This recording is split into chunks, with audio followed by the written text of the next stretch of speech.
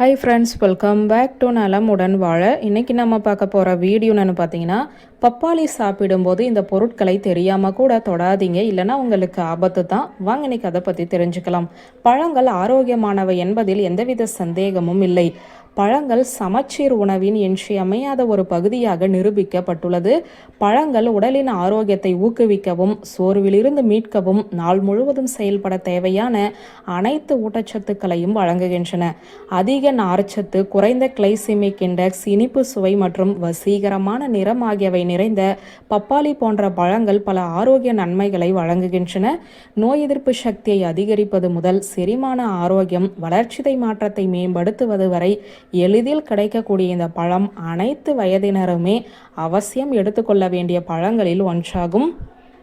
பப்பாளியின் அதிகபட்ச நன்மைகளை பெறவும், அதனால் ஆபத்துக்கள் ஏற்படாமல் இருக்கவும் சில உணவு வகைகளுடன் அதை இணைப்பதை தவிர்க்க வேண்டும் என்று நிபுணர்கள் பரிந்துரைக்கிறார்கள். அவை என்னென்ன என்றுதான் இந்த வீடியோவில் பார்க்க போகிறோம். நிபுணர்களின் கூற்றுப்படி ஒரு வயது வந்தவர் ஒரு நாளைக்கு குறைந்தது 2 துண்டுகள் பப்பாளி சாப்பிடலாம். இது புரதத்தை உடைக்க உதவுகிறது. நடுத்தர அளவிலான பப்பாளியில் சுமார் 120 கலோரிகள், 30 கிராம் கார்போஹைட்ரேட் மற்றும் 2 கிராம் புரதம் உள்ளது. பப்பாளி ஏன் அதிகமாக சாப்பிடக்கூடாது என்றால், பப்பாளி நார்ச்சத்து மற்றும் பாப்பைன் போன்ற நொதிகளின் வளமான மூலமாகும். இது அதிக அளவில் உட்கொள்ளும் போது வயிற்றுப்புறணியை எரிச்சல் அடைய செய்யலாம் அல்லது தளர்வான மலத்தை ஏற்படுத்தலாம். நார்ச்சத்து தண்ணீரை உறிஞ்சுகிறது. எனவே போதுமான நீரேற்றம் மற்றும் அதிக நார்ச்சத்து உட்கொள்வது வழக்கமான தன்மையை மேம்படுத்துவதற்கு பதிலாக மலச்சிக்கலுக்கு வழிவகுக்கும். ஆரஞ்சு மற்றும் திராட்சை பழம் போன்ற சிட்ரஸ் பழங்களுடன் பப்பாளியை கலந்து பழ சேலடை மக்கள் அடிக்கடி சாப்பிடுகிறார்கள். இந்த பழங்கள் கொண்ட சேலடை சாலையோரங்களிலும் நாம் பார்க்கலாம். இந்த 2 பழங்களிலுமே விட்டமின் சி நிறைந்திருப்பதால் அசிடிட்டி அல்லது நெஞ்செரிச்சலுக்கு இது வழிவகுக்கலாம்.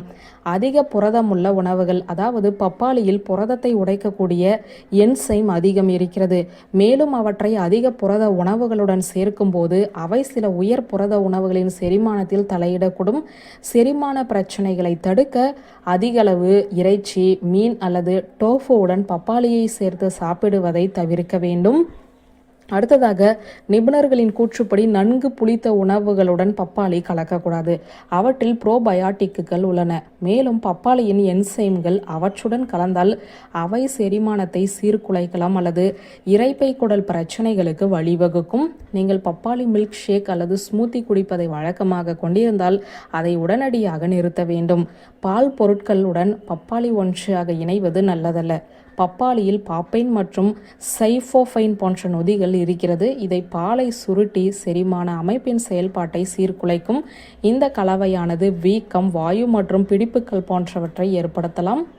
வியூவர்ஸ், இந்த வீடியோ உங்களுக்கு பிடித்திருந்தால் லைக், கமெண்ட், ஷேர் பண்ணுங்க. நன்றி.